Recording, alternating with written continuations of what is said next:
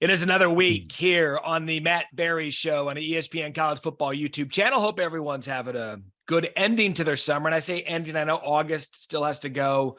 Relax. I'm not wishing away summer. But as we talked about last week with Dan Mullen, our guest today, that when media days start, Coach, it's really the start of the end and the beginning of the college football season in summer. I think that made sense, but you know exactly what I'm talking about. Absolutely. Summer ends for football people.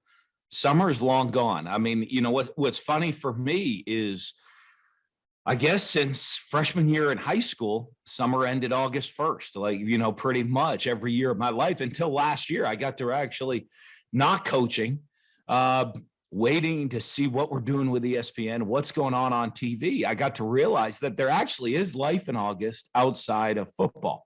It's a crazy deal, but for football people, August 1st is the end of summer. I mean, it's over. Practice. My son's training camp started for their high school team. Everybody's going. If you're in football, you're back at it. Summer's long over. And that's what we have fun with it, but that really is the case because, you know, we're in football in a much different way than you had been your whole life, but at ESPN, I'm knee deep in college football, as are you. And so our body clock, like people sometimes don't understand, and it's been this way my entire career, even through my local TV stops.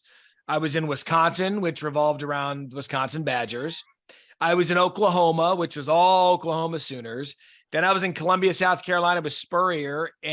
So my body clock is the same. It's like August, kiss everybody goodbye. My wife's a football widow. And this is when it all begins. It is. I think the one nice thing I've noticed for us on the TV side of things is you have the buildup, right? You have that couple weeks before the game one where you're kind of antsy for kind of the start, which for us is now.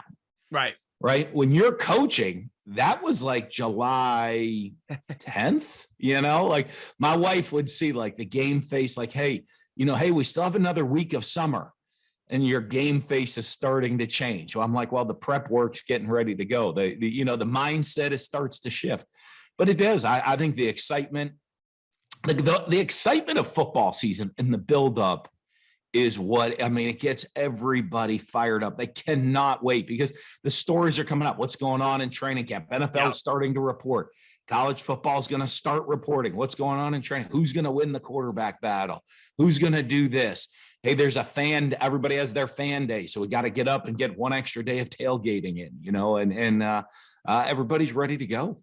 Yeah. And it's funny you bring up the coaching game face because I would imagine being a coach's wife is one of the hardest jobs in the world because you could wake up, happy Dan Mullen, cup of coffee at the lake, having a great time. And this is, late June, early July. I could see where there's one day where you're not smiling, having the cup of coffee at the end of the summer. You literally go get your coffee and you go right to your office to start working. And then Megan's going to sit there and be like, oh, it's over. He's coaching again. Hey, I will say this. She did tell the fortunate thing, marrying somebody from the TV world is she always told me, she said, I never thought there was a more messed up profession than television until I met you and married into coaching. She said, it is because, if you think, and in the TV world, people don't understand. I mean, you go on all the different holidays. What are you doing on Thanksgiving Day? Most people get up, family deal. They go play a family football game. They sit down, they cut the turkey, they're enjoying, and they're watching football. And we're doing the game. We're covering the game. We're in studio. Right. Yeah. And, so all of a sudden it is people like, look, and what, hey, what are you doing on weekends? We're doing college football final for you to enjoy and to watch. So it is, I think TV is such a different kind of profession from people that work Monday to Friday or have, I don't know that anybody has traditional jobs anymore, as traditional, the old 9 to 5, but people work and then enjoy the sports. And in coaching, you're out there just your whole life, just absorbed doing it 24/7, 365. And on TV, you're doing a lot of the same things. You don't work normal. You entertain people on their time off. Yeah, and you're so right. And I got lucky as well. My wife, we actually met in local TV at the same station. She was a news anchor and reporter, so she gets the craziness of what the TV schedule is all about. And even leading up to coming to ESPN, I've been there now for 10 and a half years. The 5 years prior, we were in Dallas. And so every Thanksgiving, well, what happens on Thanksgiving in Dallas? The Cowboys play every year. So it's been a crazy schedule, but the schedule moves on, as do we. Is last week, the Pac-12 Media Days took place in Las Vegas. And Pac-12 has not had a playoff representative in a long time. Yeah. Dan, I look at this league. I look at the Pac-12, and I think that there are 4 teams that have playoff potential in a conference that I believe top to bottom is deep in terms of the best team and the least team. When you look at Oregon, Washington, USC, and Utah, I think all 4 of those teams, unless the conference goes dog eat dog, they have a legitimate opportunity to represent the league in the playoff. I think absolutely. I don't know if there's a league I'm more excited about watching this year than the Pac-12. And that hasn't happened in a long time. And unfortunately, it's the last chance we're going to get to see a lot of these matchups with USC and UCLA leaving the league. And unfortunately, one of the reasons we're leaving the league is I hope we get to see a lot of these matchups on TV. You just mentioned those 4 teams. And here's the great thing. They all 4 have quarterbacks. They all 4 have veteran quarterbacks, experienced quarterbacks that know how to win. They have the reigning Heisman Trophy winner. Yep. And when you look at the schedule, they all 4 play each other. You're going to get every one of those matchups of all of those teams. And it doesn't happen every year. Somehow the schedule's laid out this year. They all play each other. They are going to get to round robin, and they could. The most unfortunate thing for them in the playoffs, they could have some of the best teams in the country. They could start knocking each other off, because you also forgot about UCLA, who's going to be transforming, but Chip Kelly can come in and their style of offense, the high powered, the up tempo, they can come and knock anybody off on any given day. And Oregon State, who returns offensive linemen, who returns running backs, DJ Uyunglele transferred in. They play defense and can run the ball. And, in the college football world, when you say, hey, where do you want to go? Let's go line up and let's rush up to Corvallis to go play a game. Right. On a rainy Saturday night. And they have the recipe of power run football and defense that can cause problems. I think it is going to be the most exciting league with offense, quarterbacks, veteran quarterbacks that can win, great teams, and everybody's playing each other this year. And I grew up out there. I grew up in Scottsdale, obviously went to Arizona State. You see the helmets up here. And so I grew up in this conference. And for me, it was always about growing up. It was a USC league. Yep. It always has been. Washington was always another team that would contend for Pac-12 titles. And even back in the day under Don James, Steve Ettman, and those guys, they were playing for national titles. It was always a USC league. UCLA was really good coming up, Cade McNown in that era. But it seems to me, and this is the one thing I don't like, and I stick up for the conference all the time.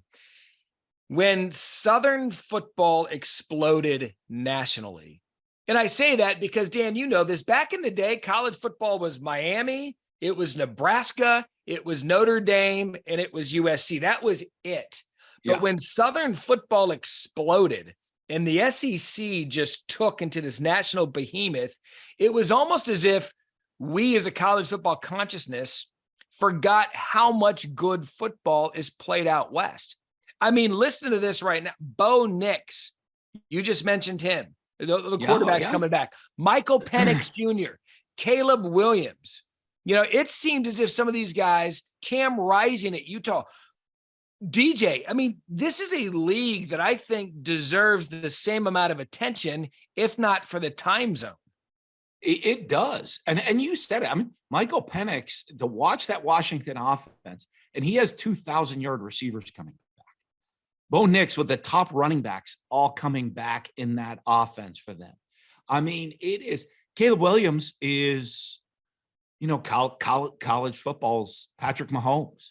I mean, he makes magic things happen out there on the field. And then Cam Rising's just your winner, right? I mean, like you watch Utah and they're going to be tough. They're going to be physical. Coach Witt on the sidelines, it just looks like, he had the beard going last, a Grizzly Adams coming out of the Wasatch Mountains to come coach this team, right? And their quarterback is just this tough guy that comes in, they play, it is, I can't wait to see it. And I think the country, the benefit you and I get on a lot of Saturday nights is we're wrapping, we're watching, we're there for the 10:30 Pac-10 game, Pac-12 game, of the week. And that is this year, I can't wait to see all the potential match. You tell me I can't wait to see USC, Washington, Oregon, Washington, Utah, Oregon. It's going to be week after week of top 25 matchup. It's going to start looking, I think this year for that league is going to look like SEC games, where they're going to have every week at least 1 to 2 top 25 teams playing each other in the league, must-see games of the week. You beat me to it, because other than the SEC, which we know with the Georgia, Alabamas, LSUs, and everybody in between, Tennessee, we know obviously that league is stacked, Ole Miss, but you can't find me another league. Like, all due respect to the Big Ten, it's Michigan, Ohio State, sometimes Penn State, maybe Michigan State here and there. That's it. The ACC has been Clemson, Florida State's coming back. We hope Miami comes back. That's about it for them. The Big 12 is cyclical. We've seen Baylor get up in there. We've seen Kansas State get up in there. TCU made the playoff, but I can't think of another league, as you mentioned, when you go depth-wise, 4 legitimate top 15 teams in my estimation. Oregon State is a tough out. Even Washington State's been a tough out. UCLA is a tough out. Arizona under Jed Fish is trying to come up and get you. And then Arizona State made the hire with Kenny Dillingham. Deion Sanders at Colorado. I don't think they're going to be any good, but that's another story and excitement. Right. It is like you see, and you mentioned it, like SEC, everybody, what Georgia game are you excited to see this year? Because you look at their schedule, they're not playing any of the other top dogs in the league this year. Mm-hmm. You go through this year's SEC schedule and just how it's lined up. You have the Florida Georgia game will be right, is always a great one because it's a traditional rivalry game. You're going to have the Alabama LSU game is going to be exciting this year. But, there's going to be some knockoffs and some other good games and some tough ones. But I don't think it's going to be the level of this year's Pac-12 matchups. You go through the schedule and I can't wait to see the games. I can't wait either. And I kind of want to dive into now some transfer portal talk, because the transfer portal has been such a big thing in college football over the past 3 years. It really is a good jumping off point, Coach, to get into the portal discussion with the Pac-12, because as I sit here now, I'm thinking, well, wait a second. Which conference has benefited most for the transfer portal? 3 of the 4 teams that we believe can compete for the Pac-12 championship at a playoff spot have a transfer portal quarterback. Bo Nix comes in from Auburn. He's resurrected his career. Michael Penix comes in from Indiana. He's resurrected his career. And then all Caleb Williams did was come from Oklahoma to USC, win the Heisman Trophy, and likely going to be the number 1 overall pick. So those are 3 transfer portal booms. Not to mention Deion comes in, completely flips his roster with the portal. And then Kenny Dillingham at Arizona State goes to the portal and completely flips his roster with Drew Pine at quarterback. I can't think of a better example of transfer portal working out in a program's favor to bring in kids who probably weren't in the best position, needed a change of scenery. They've come in the Pac-12 and now they're national headlines with every team that they play for. It is. And I think you've seen that. And for the transfer portal, good, bad, how everybody views it, right? It is what it is. And there's a lot of positives to it. There's a lot of negatives to it. But you do see that. And I think part of it is, if you've looked over the last couple of years and you go back in recruiting rankings, you've seen USC, even USC with a bunch of transfers this year, 2 transfers, 2 starters from the offensive line at Florida last year are now going to be on the USC offensive line this year. That they've gone in, but I think when you go to the recruiting rankings, you're always used to back 15, 20 years ago, USC was always top 3 in recruiting. Yep. Right. And that's dropped off a little bit.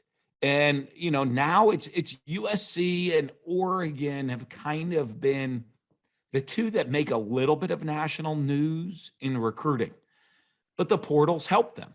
They've gone in and bought a lot of the programs, have brought in, really solid players within the program. And then when some of these guys are stars at other schools are not working out or not getting the playing time, it's not the feeling they thought they would have. I mean, Bo Nix came in and started as a true freshman at Auburn in a pressure cooker, right? And so now doesn't work out. He gets a new life. He shows up at Oregon with other good talent around him. They get a great quarterback that, they would never get in the mix in during the recruiting process. Ever. And now he's this veteran guy that comes in with experience, leadership, ready to go. And, the Pac-12, the one thing they've always had is skill players, right? Yep. I mean, you go back in history, there's always skill players. So if you're a quarterback and you're playing at one of these schools, you're playing in the SEC with D-line coming at you from left and right, getting smashed around, one of those deals.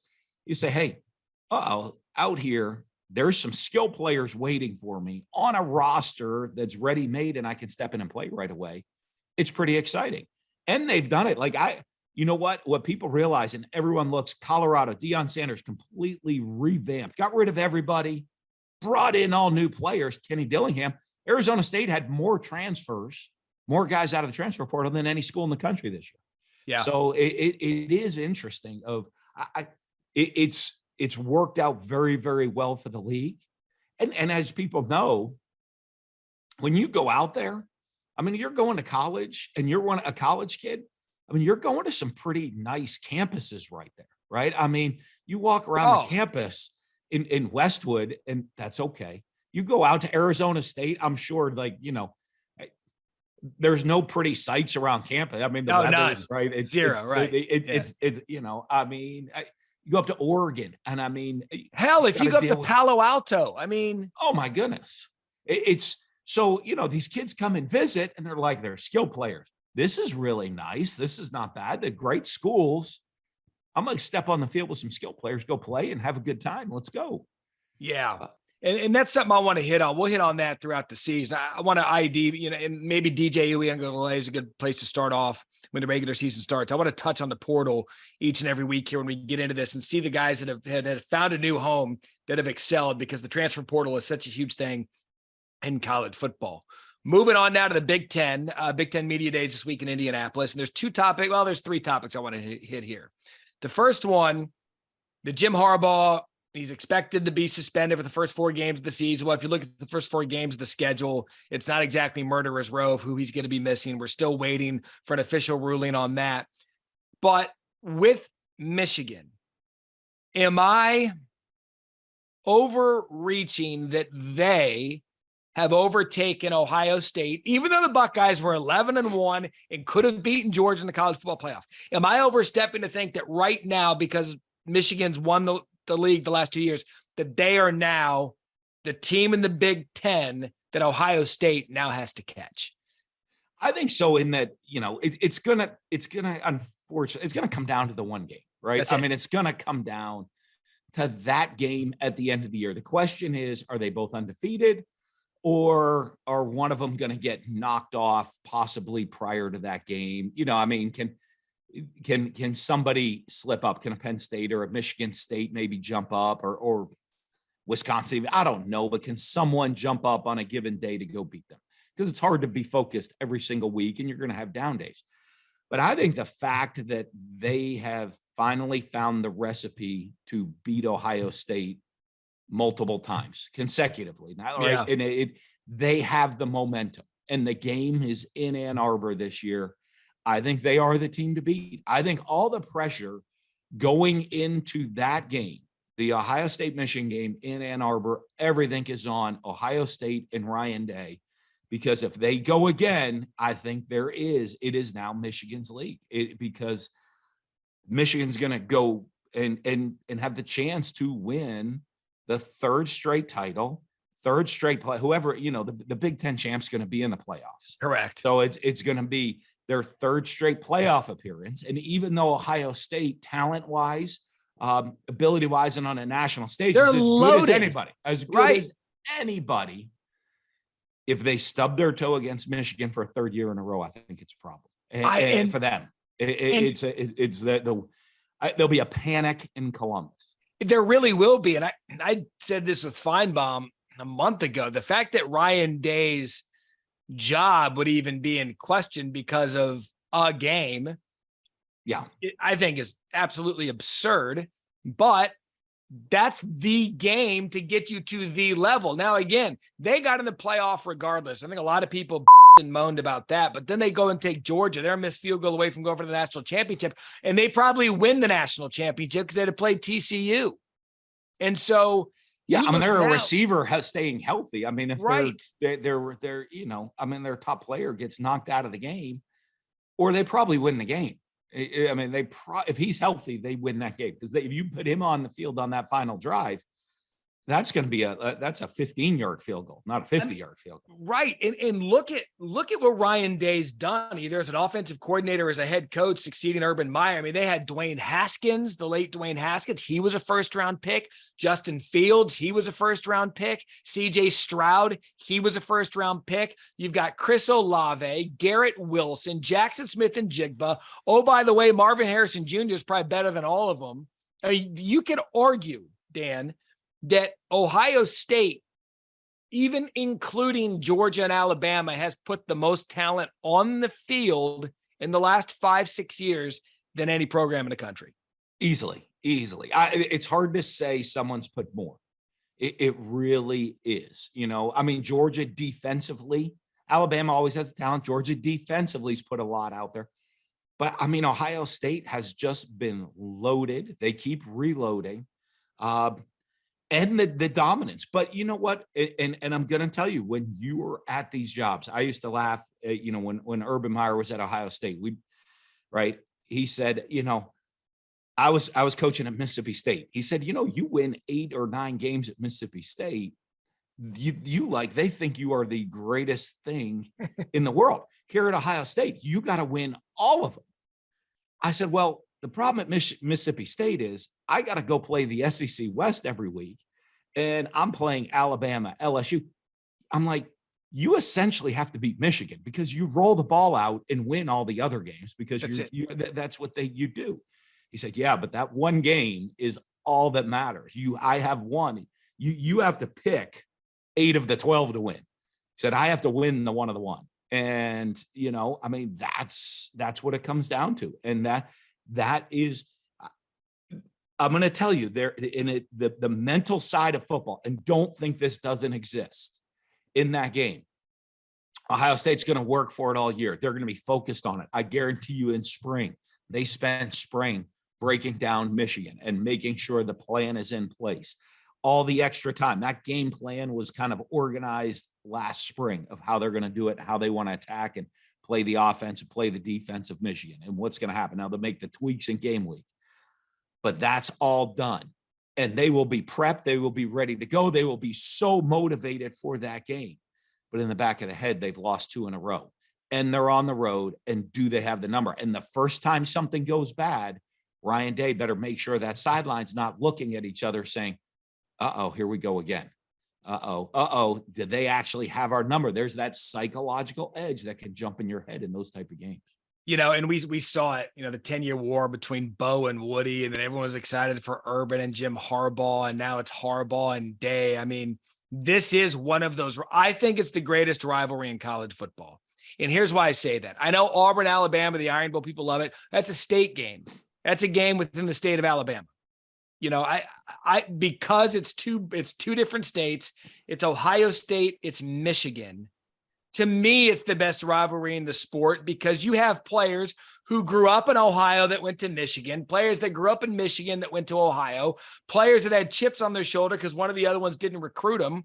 And there's always a Big Ten championship at stake. And back in the day, it was all about the Rose Bowl. This game came down to the Heisman Trophy winners, Desmond Howard, Charles Woodson. I mean, these are to me, it's the best in the sport, and I don't think it's close. Well, yeah, because I think of every year, it's been a meaningful game. I mean, you look at the big ones of Oklahoma, Texas. I mean, that's always a great one. Big one added, but it's always at a neutral site. Florida, Georgia at the neutral site. I think those make it kind of fun. USC, UCLA back in the old days used to be so special for so long. But I think the one that has stood stood the width of time. I mean, is that game. You have a hard time finding many games where championship implications were not on the line every single time they played that game. So I think that's what makes it the biggest rivalry. Now, to individual people, there's always bigger, but I think how big the game is for the sport and for championship level of the league year after year throughout history, I think that makes it the biggest one. I cannot wait. We are so close. Coming up in future episodes here on the Matt Barrie Show, I'm going to get into with Coach. I want to zero in on a couple of programs. Next time, I want to talk about Nebraska and the hiring of Matt Rule, that fit, and then Luke Fickell coming over from Cincinnati to fit with Wisconsin. We'll get into all of that because we've got, July 26th. We got plenty of time. We got a month to break down all the Power Fives and the Big Ten. Cannot wait. Coach, as always, we appreciate your time. Look forward to doing this again. Oh, we're ready for the season. Getting ready to kick off. The countdown, tick, tick, tick. It's getting closer. Thanks for watching ESPN on YouTube. For live streaming sports and premium content, subscribe to ESPN+.